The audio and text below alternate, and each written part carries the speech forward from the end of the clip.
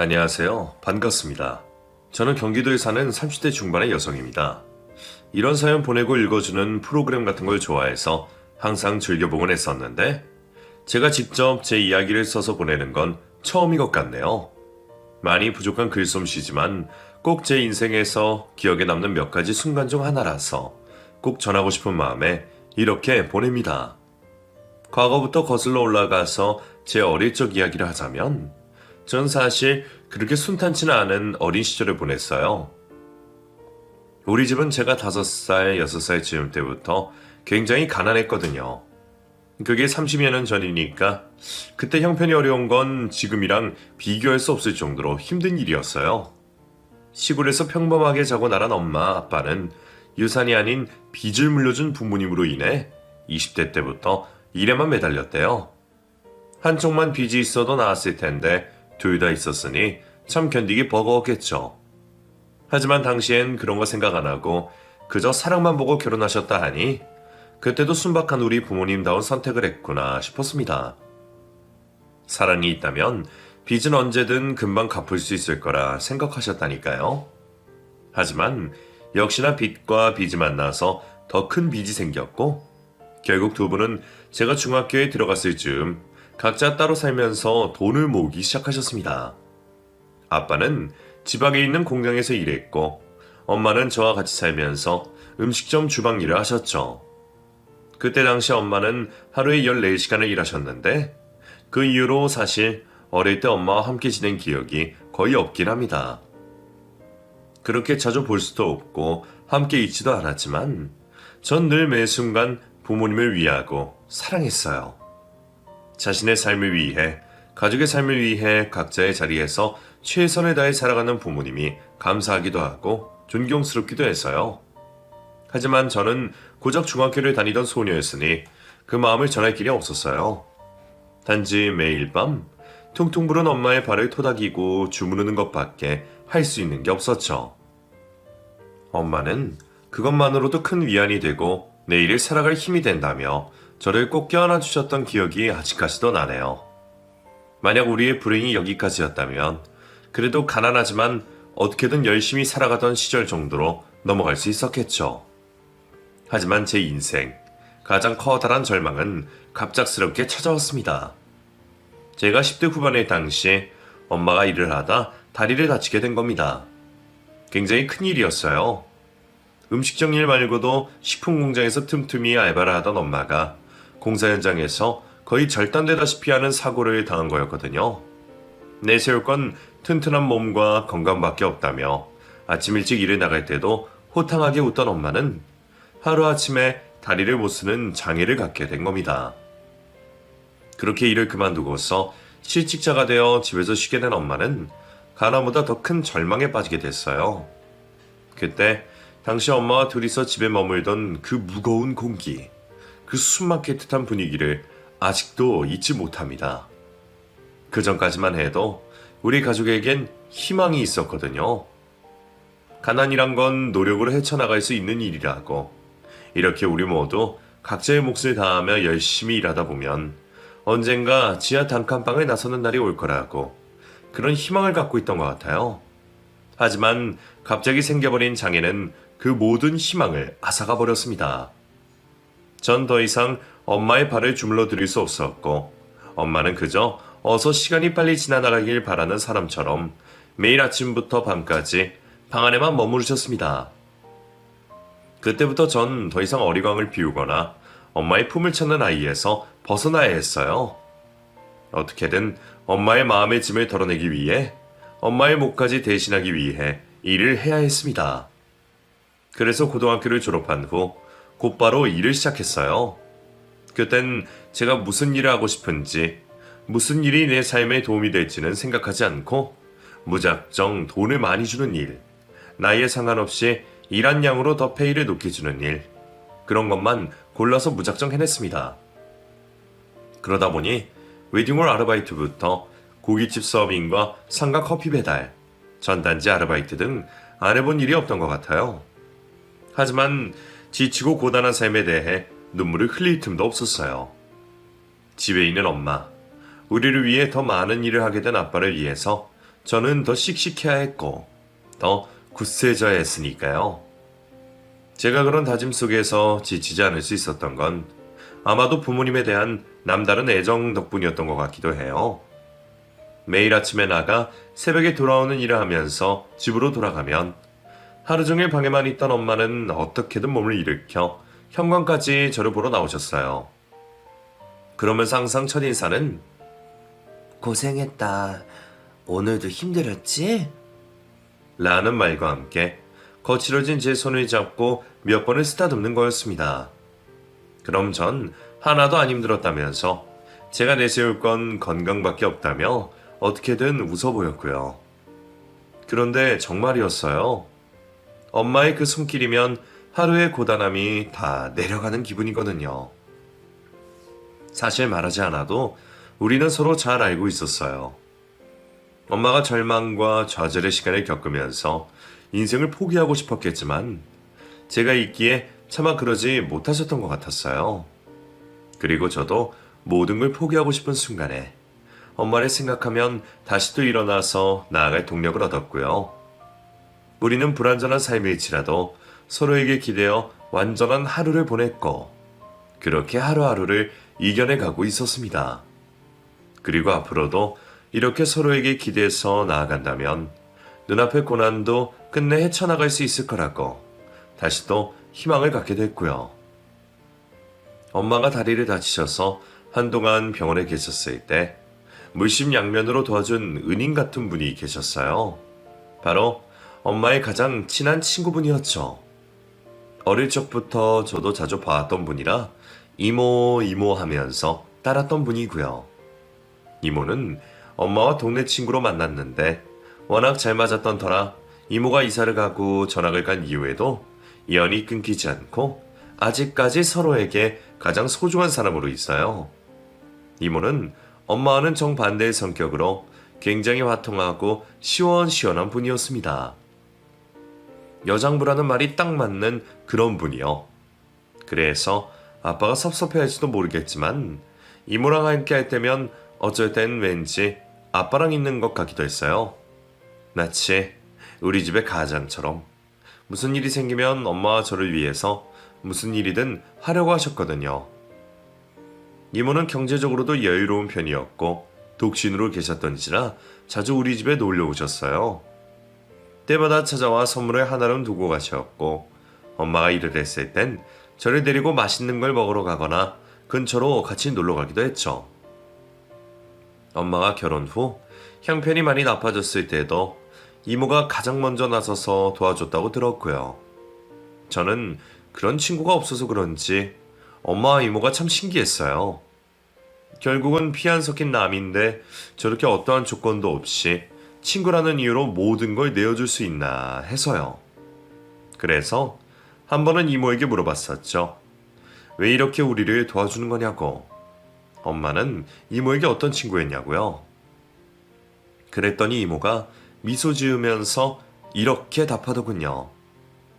지민아, 이모는 지금 도와주는 게 아니라 갚는 거야.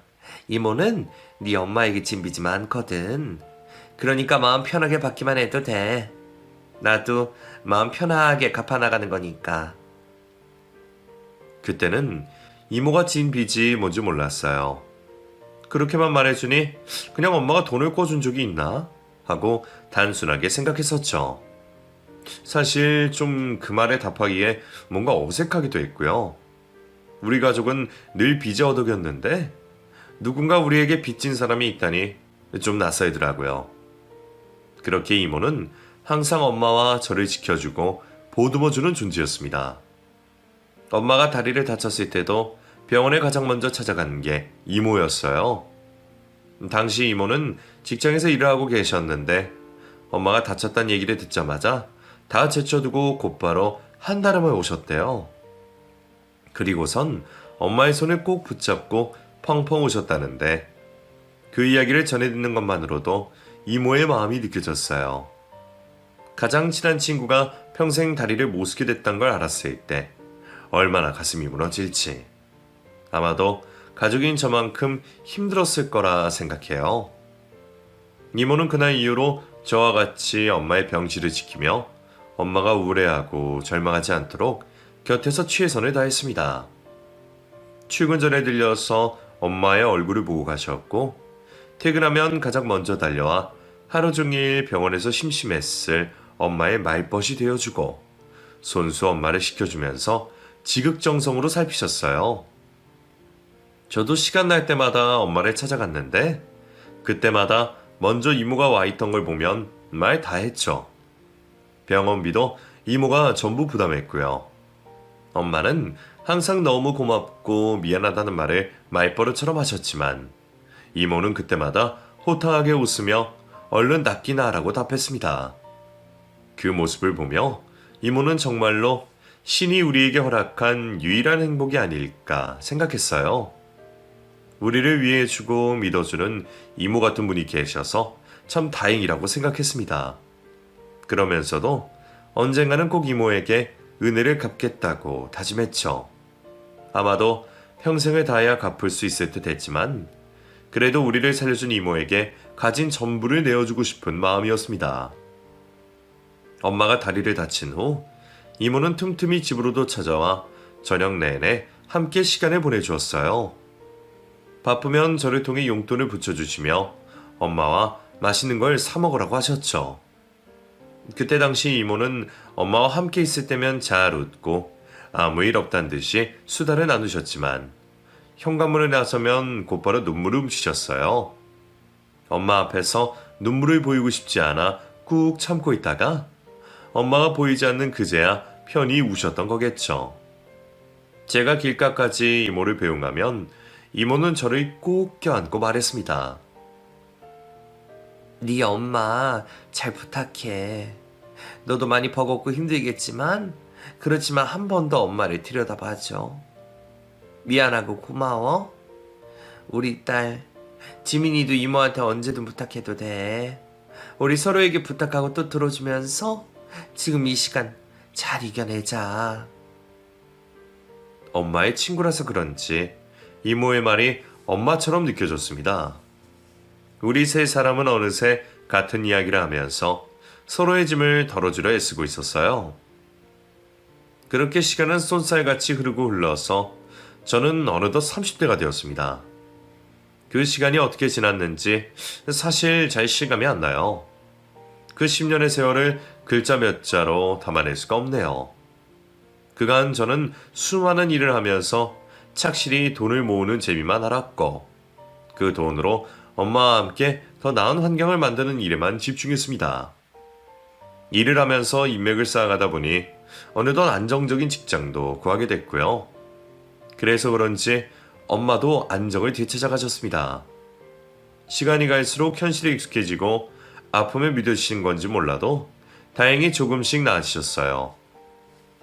목발을 짚고 밖을 나가기도 했고, 취미생활을 찾다가 뜨개질을 배워서 종일 목도리나 니트 같은 걸 만드시기도 했고요. 그러면서도 제가 힘들까봐 항상 아침, 저녁으로 손수 걸레로 청소를 하셨습니다. 그럼 다리 아프니까 그만하라고, 무리하지 말라고 말려도 이렇게라도 움직여야 운동을 하는 것 같다며 매일 닦고 또 닦으셨죠. 그 모습을 보며 생각했었습니다. 우리의 삶도 저렇게 깨끗하게 닦일 수 있으면 좋겠다고요. 또다시 먼지가 쌓이고 때가 묻을지언정 저렇게 닦고 또 닦으면서 새 하루를 보낼 수 있으면 그걸로도 참 행복하겠다고요. 이 생각을 지나가듯 엄마에게 말하니 엄마는 또 한 번 따뜻한 손길로 제 손을 쓰다듬으며 말씀하셨어요. 엄마가 앞으로 쭉 네 앞길을 닦고 또 닦아줄게. 비록 내가 할 수 있는 게 그것뿐이지만 너는 그렇게 닦아는 깨끗한 길로 걸어갔으면 좋겠다. 고요. 하지만 꼭 나아진 상황만 있던 건 아니었어요. 아빠가 일을 하다 갑작스레 돌아가셨고, 엄마와 저는 아빠에 대한 미안함과 죄책감으로 한동안 힘들어했습니다. 함께 지낸 세월보다 떨어져 있던 세월이 훨씬 더 길었던지라 제가 아빠에 대한 마음이 이렇게 클 줄 몰랐어요. 아빠가 세상을 떠난 후 그 그리움 때문에 한동안은 참 많이 힘들어했네요. 그럼에도 우리는 또다시 나아가야 했기에 열심히 일하면서 아픔을 떨쳐버리려 노력했어요. 그렇게 열심히 살아가고 있을 때 이모가 문득 남자를 소개시켜주겠다고 했습니다. 아마도 아빠가 떠난 후 엄마와 제가 울적해하니 우리에게 가족이 필요하다고 생각하신 것 같았어요. 그렇지만 전 30대 초반의 나이에도 결혼에 대해 구체적으로 생각한 적 없던, 어쩌면 비혼주의자에 가까운 사람이었던지라 망설여지긴 했어요. 이 나이 정도 되면 상대방은 분명 결혼을 염두에 두고 소개를 받는 걸 텐데 말이에요. 게다가 이모가 소개시켜준다 하니 어쩐지 부담이 되기도 했습니다. 한 번도 이런 제안을 한 적 없는 이모였으니 신기하기도 했지만요. 이모 말로는 정말 괜찮은 애라면서 저랑 동갑인데 훤칠하고 싹싹해서 저와 잘 어울릴 것 같다며 꼭 밥 한 끼 하라고 저를 설득하셨죠. 한두 번 거절했지만 연이은 성화에 저보다 더 질려버린 엄마는 이모가 저렇게까지 말하니 만나만 보라고 하셨습니다. 그래서 결국 어쩔 수 없이 자리에 나가게 된 거죠. 그런데 약속을 잡고 나서 듣자 하니 사실 그 남자는 이모의 조카였습니다. 그러니까 이모 남동생의 아들이었던 거죠. 전혀 생각지 못했던 탓에 놀라서 왜 미리 사실대로 말씀 안 하셨냐고 여쭤보았더니 제가 부담스러워할까봐 말을 못했다는 겁니다. 사실 맞긴 하죠. 그걸 알았으면 안 만났을 것 같긴 합니다. 가족같이 지내는 이모의 조카라니. 하지만 이미 약속은 잡았고 이모의 체면이 있으니 자리에 나가게 되었죠.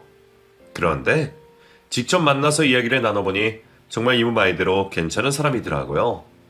저처럼 평범한 직장인이었는데 무엇보다 성격이 참 좋았어요. 배려심 있고 유머러스하면서도 선을 넘지 않는 그런 기본 예우가 있는 사람이었죠. 오랜 연애를 하다 작년에 연인과 헤어졌는데 그때부터 자꾸 고모가 여자를 소개해주겠다며 성화였다고 합니다. 본인은 아직 연애를 할 마음이 없어서 계속 미뤄오다가 다음 해까지 그 이야기를 하시기에 어쩔 수 없이 하겠다고 했던 겁니다. 전혀 생각지 못했던 만남이었지만 우리는 바로 느낄 수 있었어요. 서로에게 꼭 맞는 사람이라는 걸요. 저는 제가 기댈 수 있는 안정적이고 다정한 사람을 원했는데 딱 그런 사람이었고, 그분은 씩씩하면서도 열심히 삶을 살아가는 저 같은 사람을 원했다는 거예요. 어쩌면 이모가 그 이야기를 양쪽에서 듣고 이어준 걸지도 모르지만요. 그 만남의 시작으로 우리는 연인이 되었고 이내 자연스럽게 결혼을 꿈꾸게 되었습니다. 사실 결혼을 결심한 결정적 이유는 엄마를 모시고 살자는 남자친구의 말 때문이었어요. 엄마가 다리가 불편하신 것과 그로 인해 제가 많은 시간을 엄마와 함께 보낸다는 사실을 한 남자친구는 연애 때부터 그 부분에 대해선 참 많이 배려해 주었거든요. 엄마를 모시고 놀러 가거나 집으로 틈틈이 엄마가 좋아할 만한 뜨개질 도구, 그림 액자 등을 선물로 보내기도 했고요. 데이트하는 날에도 엄마가 걱정된다고 하면 언제든 군말 없이 보내주던 따뜻한 사람이었습니다. 남자친구의 그 배려와 이해가 한 번도 당연하다고 생각한 적 없었어요. 그래서 그 부분을 뺀 나머지에서 제가 더 잘하려고 노력했죠. 항상 남자친구를 우선순위로 두고서 사랑을 보여주고 표현하기 위해 최선을 다했어요. 그러자 남자친구도 저의 노력과 마음을 알고 확신했는지 결혼하자고 하더군요. 그러면서 신혼집을 좀 더 큰 데로 구해서 엄마를 모시고 살자는 겁니다. 그 말을 처음 들었을 때 정말이지 눈물이 왈칵 쏟아졌습니다. 거기까지 생각할지 몰랐는데 나의 모든 걸 고려해준 예상치 못한 말에 감격스럽기도 하고 미안하기도 하고 또 얼마나 고민하면서 내린 답이었을지 생각하니 안쓰럽기도 했고요. 그렇지만 그런 복잡한적인 감정들로 인해 남자친구의 제안을 거절하고 싶지 않았어요. 그만큼 정말 많이 사랑했거든요. 남자친구와 결혼을 하고 싶다는 제 말에 엄마는 많이 기뻐하셨습니다.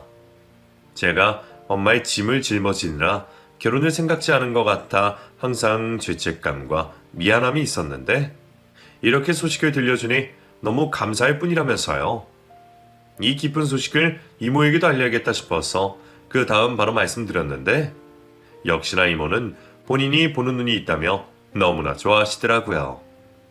그렇게 기뻐하시다가 문득 진지한 얼굴로 이제 제게 이 말을 해줘야겠다며 이야기를 들려주셨어요. 듣자 하니 이모는 남동생이 결혼할 때 부족한 결혼자금, 그러니까 3분의 1이 넘는 결혼 비용을 빌려주셨대요. 집과 식에 대한 자금이었다고 하니 굉장히 큰 돈이었겠죠. 남동생은 결혼 후에 열심히 일해서 갚겠다 했지만 갚겠다 한 기한이 이미 지났고 언제든 필요하면 다시 돌려받을 수 있는 상황이래요. 그런데 남동생과 올케가 아이도 낳았고 언젠가는 갚겠지 싶어서 아무 말 없던 게 지금까지 지나온 거였고요. 그 부채로 인해서 올케가 아직도 이모의 눈치를 많이 본다고 하더라고요. 아마도 돈을 갚으라고 할까봐 그게 두려워 자신에게 꼼짝 못하는 것 같다고요.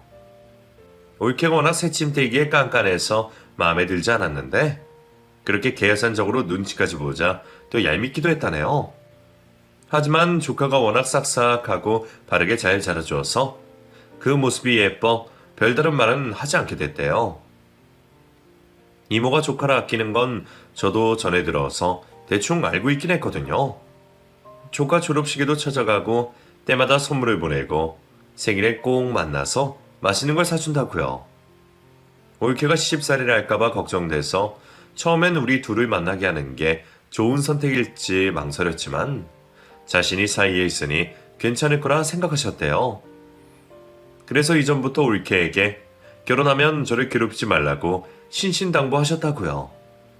그 말에 저는 안심이 되기도 하고 한편으론 어떤 분위기에 미리 저렇게 언지를 주실까 싶어서 조금 무섭기도 했습니다. 하지만 나를 믿어주고 편히 되어주는 남자친구가 있고 든든한 이모까지 있으니 크게 걱정하진 않았죠. 처음 남자친구 부모님을 찾아뵀을 땐 어머님은 굉장히 교양 있어 보이면서도 우아해 보이셨어요. 겁먹긴 했지만 그래도 이모 말처럼 저를 괴롭히거나 이유 없이 혼내진 않을 것 같았어요.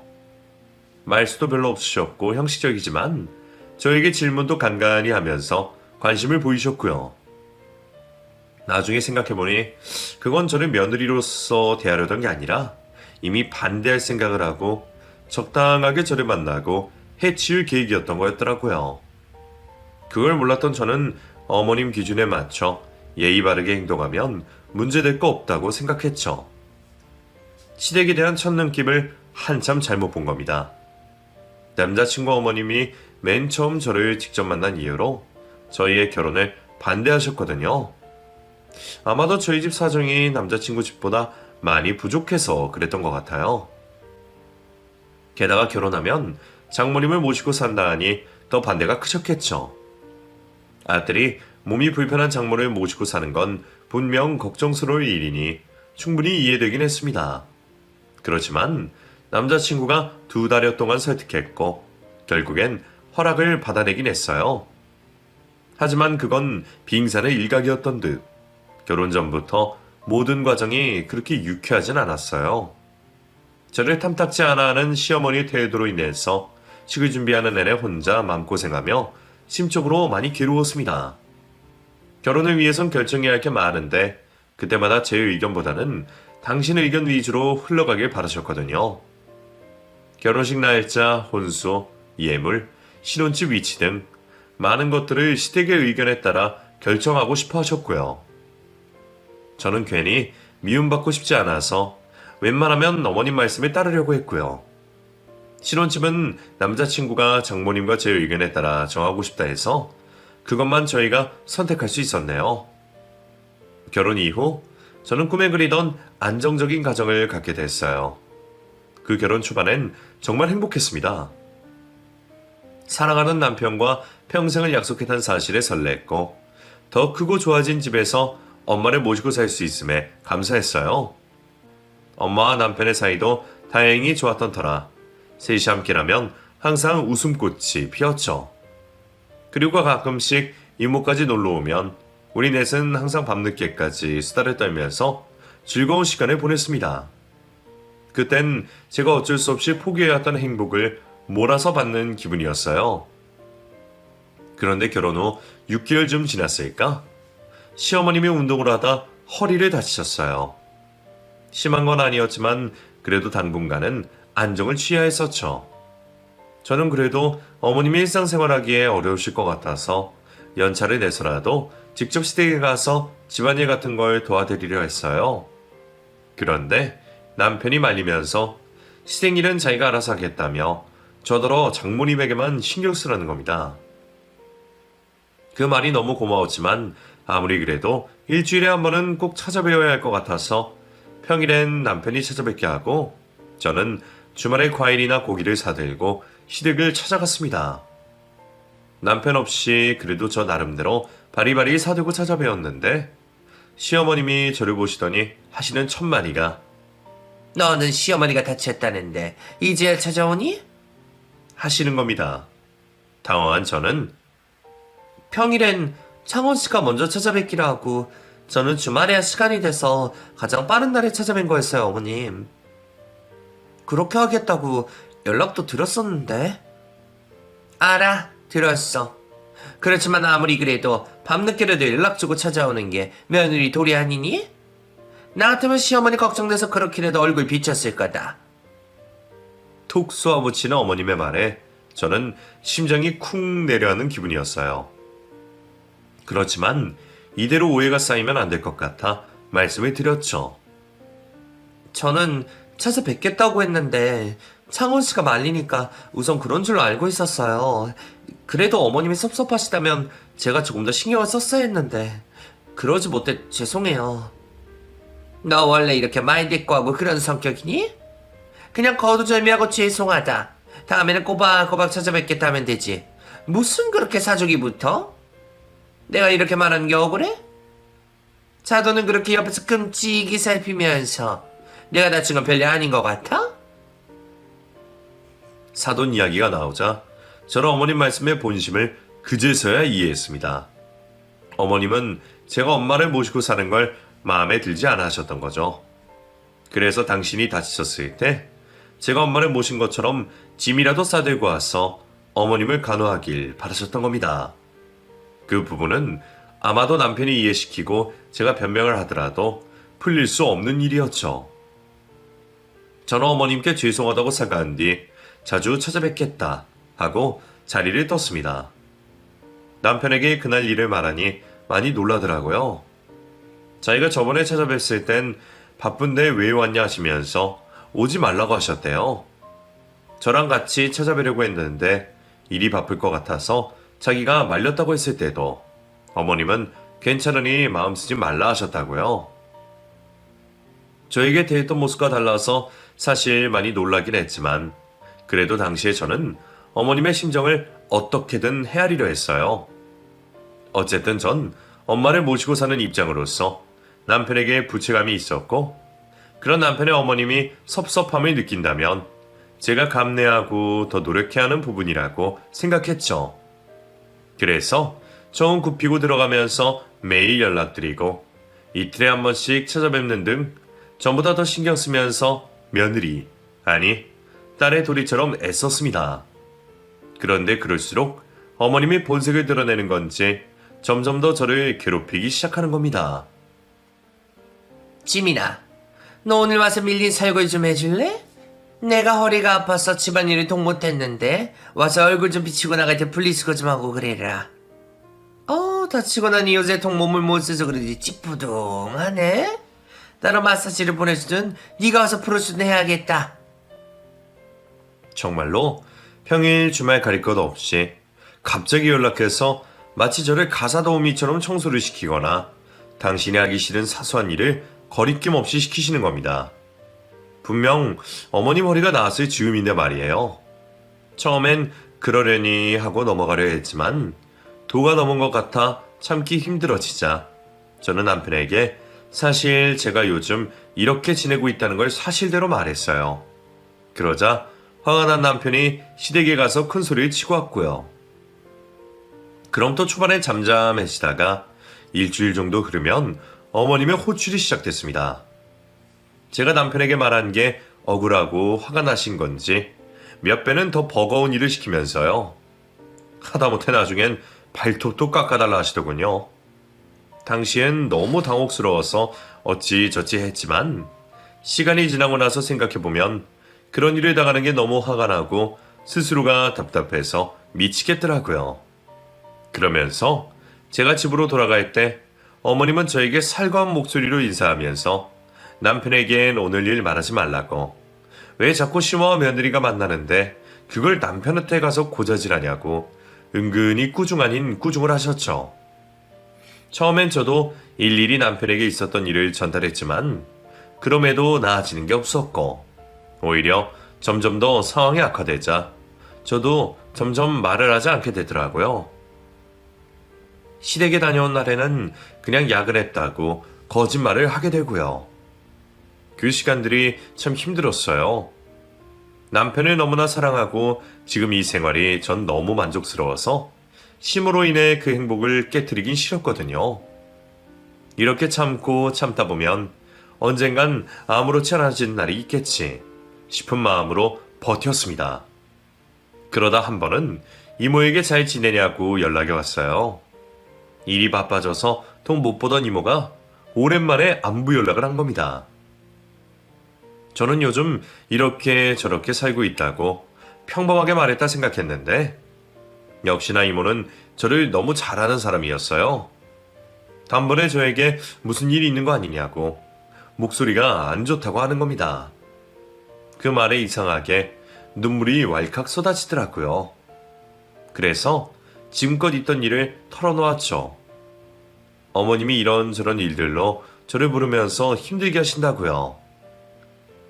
그러자 이모는 크게 화를 내면서 왜 진작 말하지 않았냐 하고 언젠간 그럴 줄 알았다며 본인이 해결하겠다며 전화를 끊으셨어요. 또 이렇게 이러려고 한 건 아니었는데 다가올 후폭풍이 뒤늦게 두렵더라고요. 그렇지만 이모가 원만히 해결해 주지 않을까 하고 내심 기대도 했죠. 그런데 이모의 힘은 막강했던 건지 그 뒤로 시모에게서 연락이 오지 않았습니다. 정말 살 것 같았죠. 역시 말하기 잘했다는 생각이 들면서도 정말로 시어머님이 이모에게 꼼짝 못한다는 걸 깨달았네요. 저는 이모에게 곧장 연락해서 고맙다고 전했습니다. 그런데 이모의 목소리가 오히려 안 좋더라고요. 그러면서 하는 말이 다행이네. 단단히 일로 뒀으니 당분간은 연락 안 갈 거야. 그런데 이모는 좀 불안하다. 너희 시어머니가 그렇게 호락호락한 사람이 아니거든. 내가 네 옆에서 모든 일을 다 지켜봐주고 막아주면 좋은데 그러진 못하니 내가 없는 사이 너한테 해코지라도 할까봐 걱정이네. 무슨 일 있으면 언제든 말해야 해, 지민아. 알겠지? 이모는 오히려 나중에 상황을 걱정하는 듯 했어요. 저는 걱정하지 말라며 앞으로는 굽히지 않고 힘든 일이 있으면 맞서겠다고 했고요. 그런데 그건 저의 단단한 오산이었습니다. 제가 잘못 판단해서 정말 큰 실수를 했던 거예요. 시어머님이 가장 예민하게 받아들이는 부분은 저희 집 사정도 처가살이도 아닌 바로 이모와의 관계였던 겁니다. 자금을 빌렸다는 이유로 이모에게 열등감이 있던 시어머님의 심기를 제가 제대로 건드린 거죠. 그 일이 있고 난 후 2주 정도 흘렀던 시점이었던 것 같아요. 시아버님이 동호회 모임으로 길게 해외여행을 가신 때였을 거예요. 어머님이 아예 저희 집으로 찾아오신 겁니다. 한두 번도 아니었어요. 사돈에게 인사를 드리고 싶다거나 반찬 가게에서 산 반찬을 전해주고 싶다거나 아니면 저희가 어떻게 사는지 직접 확인하고 싶다는 갖가지 이유로 시도 때도 없이 갑작스레 찾아오셨죠. 생각해보면 시도 때도 없이는 아니네요. 어떻게 하셨는지 꼭 남편이나 이모가 없을 때만 골라서 찾아오신 걸 보면 말이에요. 엄마는 갑작스런 사돈의 방문에 불편해하셨지만 내색하지 않고 맞이해 주셨어요. 그런데 시어머님은 이제 저를 막대하는 걸로도 모자라 아예 저희 집안을 모욕하기로 결심하신 듯 했습니다. 그간 쌓여있던 앙금을 작정하고 풀려는 것 같았어요. 마치 집을 보러 온 사람처럼 이곳저곳을 살피더니 그래도 집은 깔끔하네요. 사돈께서 청소 열심히 잘하시나 보다. 나는 또 집을 가꿀 수 있는 사람이 없어서 차원이가 고생 좀 하겠다 싶었거든요. 그 말이 저희 엄마를 가리킨다는 사실한 저는 더 이상 듣고만 있을 수 없었습니다. 어머님, 이만 돌아가시죠. 제가 시댁으로 찾아뵐게요. 왜? 또 찾아왔다가 신우에게 쪼르르 가서 일러 바치게? 너 무서워서 니네가 또 부르겠니? 이렇게 찾아와서 얼굴 보는 게 훨씬 마음 편하네. 말씀이 지나치시네요. 말 대꾸 하는 거 봐라 얘 또. 못 배운 거 티내지 말랬지. 사돈, 딸아이 교육 좀 잘 시켜야겠어요. 저는 더 이상 참지 못하고 어머님 가방을 들어서 내보내려고 했습니다. 그러자 엄마가 와서 말리는 겁니다. 사돈, 걱정해 주셔서 감사하네요. 교육 잘 시키겠습니다. 여기까지 오셨는데 차라도 마시고 가세요. 감사합니다, 사돈. 듣자니 저희 신우랑 친구라고 하시던데. 그럼 저희 집에도 조만간 한번 놀러 오세요. 엄마는 그런 말을 듣고도 참으면서 웃으며 어머님을 붙자는 겁니다. 너무 화가 나서 입술을 깨물고 또 깨물었어요. 하지만 화를 낼 수는 없었습니다. 엄마가 저렇게 참고 있는데, 날 위해서 애써 웃고 있는데, 제가 그런 엄마 앞에서 싸워선 안 될 것 같았어요. 어머님을 내보내고 저는 엄마를 껴안고 펑펑 울었습니다. 이런 대접받기 위해서 미안하다고요. 그러자 엄마는 저를 달래면서 조금만 더 참으라며 시간이 지나면 나아질 거란 말만 하셨어요. 전 알겠다고 답하면서 이혼할 생각은 추호도 없다고, 내가 어떻게든 견뎌보겠다고 말했습니다. 어쩌면 그때 우리 둘 다 알고 있었을 거예요. 시어머님과의 관계는 시간이 지나도 나아지는 그런 일이 아닐 거라고요. 출장에 갔던 이모가 돌아왔습니다. 집에 도착하자마자 가장 먼저 엄마와 저를 만나러 오셨죠. 별일 없냐고 물으시기에 저는 엄마를 한번 본 뒤 별일 없었다고 답했습니다. 더 이상 이모가 저희의 일을 신경 쓰고 하고 싶지 않았거든요. 그래서 애써 모른 척하고 평소처럼 대하려고 노력했죠. 이모는 다행히 그 말을 믿었는지 다행이라고만 하셨고요. 그러면서도 저에게 미안하다면서 자신이 조카와 저 두 사람만 생각하고 다른 부분에 대한 고려를 짧게 한 것 같아 사과하시더라고요. 그러다 결국 일이 터지게 됐습니다. 어머님이 갑작스레 가족 모임을 제안한 겁니다. 저희 엄마까지 초대하는 자리였죠. 처음 있는 일이라서 당황했지만 그래도 저번에 저희 집에 들이닥친 것에 대해서 사과를 하거나 분위기를 풀려고 하시는 건가 하는 생각이 들었어요. 저는 엄마와 어머님 선물을 준비해두고 모임 날을 기다렸습니다. 그런데 제가 하필 모임 당일날 밀린 업무를 해야 해서 약속이 늦게 됐어요. 모임 장소가 시댁이었던지라 음식 준비를 위해서 다 모이는 약속 시간보다 2시간 정도 빨리 가려고 했거든요. 그래서 원래 가려던 시간보다 1시간 정도 늦었을 때 불이 나게 시댁으로 향했죠. 이동하면서 남편에게 엄마를 모시고 오라고 전화했는데 엄마가 좀 전에 미리 출발하셨다는 겁니다. 거기서 저는 왠지 모를 불안감을 느꼈습니다. 거동도 불편하신데 우리와 가지 않고 먼저 출발하신 이유가 뭘까 싶어서요. 그래서 전 더더욱 빠르게 약속 장소로 향했죠. 시댁에 도착해서 벨을 누르고 기다렸습니다. 어머님이 곧 문을 열어주셨고 환히 웃으며 반겨주셨죠. 왔구나? 그래도 생각보다 늦게 오지 않아서 다행이네. 어서 들어와. 안녕하세요, 어머님. 그래도 오늘은 기분이 좋으신가 보다 싶어서 편안해진 마음으로 안에 들어선 순간 저는 짐을 떨어뜨리고 그 자리에 얼어붙었습니다. 엄마가 시댁 거실 바닥을 손걸레로 닦고 계신 겁니다. 제가 오자 엄마는 머쓱한 얼굴로 쳐다보며 왔냐고 인사하셨고요. 시어머님은 얼어붙은 저를 아랑곳하지 않고 엄마에게 말했습니다. 사돈, 그쪽 좀 빡빡 닦아줘요. 거기 내가 어제 먹다 남은 주스를 흘렸는지 지저분하더라고. 엄마는 그 말에 또 손수 닦고 또 닦아냈고요. 어머님, 지금 저희 엄마를 부르신 거예요? 저번에 너희 집 보니 청소가 잘 되어 있더라고. 그래서 내가 오늘 좀 일찍 와달라고 부탁했지. 가족 모임도 함께 도와가면 좋잖아? 그래도 걱정하지 마. 일당은 드릴 생각이니까. 어머님은 지갑에서 5만원권을 꺼낸 뒤 소파에 올려두셨습니다. 이성을 놓친 저는 엄마의 손을 잡고 나가자고 소리 질렀습니다. 눈물이 날 것 같은데 꾹 참았어요. 왜 내가 참겠다고 했을까? 왜 내가 이혼하고 싶지 않다고 해서 엄마가 이렇게 나 때문에 모욕을 당하겠을까? 너무너무 후회가 되고 화가 났습니다. 그렇게 엄마를 데리고 나가려는데 엄마가 안 나가겠다며 버티시는 겁니다. 지민아, 괜찮아. 엄마도 좋아서 한 일이야. 괜찮아. 버티는 엄마를 보며 참았던 눈물이 흘렀습니다. 너무 화가 나고 답답해서 미쳐버릴 지경이었어요.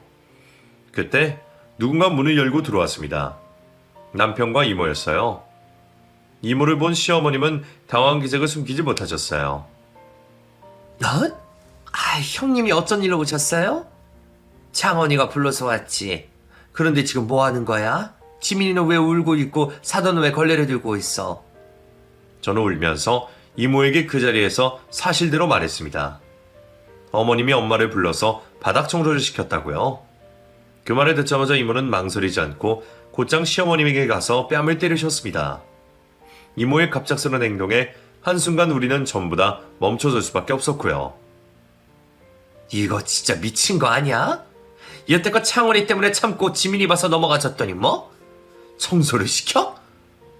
이모는 더 이상 참지 못하겠는지 집안에 있는 TV를 넘어뜨리고 곳곳에 물건을 집어던지기 시작했습니다.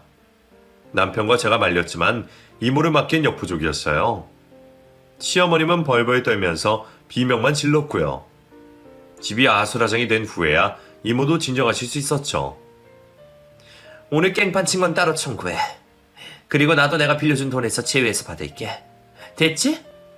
내일 바로 변호사 선임할 테니까 준비해 두는 게 좋을 거야. 30년 지난 만큼 물가 계산해서 받을 테니까 걱정하지 말고. 이모는 그 말만 남기고서 시어머님을 밀치고 엄마를 모시러 나갔습니다. 저와 남편도 따라 나섰고요. 남편은 엄마에게 무릎 꿇고서 사과했습니다. 이 정도까지인 줄 몰랐다면서 몇 번이고 죄송하다고 빌었죠. 이번에 엄마는 참지 못하고 고개를 숙이셨습니다. 엄마의 눈물을 본 저는 죄책감과 미안함에 아무 말도 할 수 없었고요. 이모는 엄마를 달랬고 우리는 집으로 돌아갔습니다. 그래도 속은 시원했어요. 우리는 한데 모여 서로를 위로할 수 있었지만 혼자 남은 시어머니 곁에는 아무도 없었을 테니까요. 그 뒤로 이모는 정말로 빌려준 돈을 받기 위한 소송을 진행했습니다. 시어머님에게서 몇 번이고 사과하는 연락이 왔지만 받지 않으셨다고 해요. 저와 엄마에게도 연락이 왔지만 곧바로 차단해 두었죠. 남편은 그 뒤로 시댁과 연을 끊었네요. 그동안 시어머님의 이중적 모습을 몰랐던 남편은 충격이 유독 더 컸던 것 같았어요. 그리곤 저희에게 미안한 마음을 갖고 살겠다며 전보다 더 귀를 기울여주고 신경을 써주려 노력했죠. 아직 그날의 상처가 지워지진 않았지만 우리 모두 각자의 자리에서 노력하고 있었어요. 힘들고 괴로운 기억이지만 서로의 존재로 인해 이겨낼 수 있다고 믿으면서요. 이제 곧 우리 가족 4명이서 해외로 여행을 가요. 그곳에서 더 좋은 기억으로 지난 아픔을 채워내려고 합니다. 앞으로도 그렇게 헤쳐나갈 수 있도록 더 많이 노력하고 사랑하려 합니다. 지금까지 저희 가족의 이야기를 들어주셔서 감사합니다. 좋은 하루 되세요.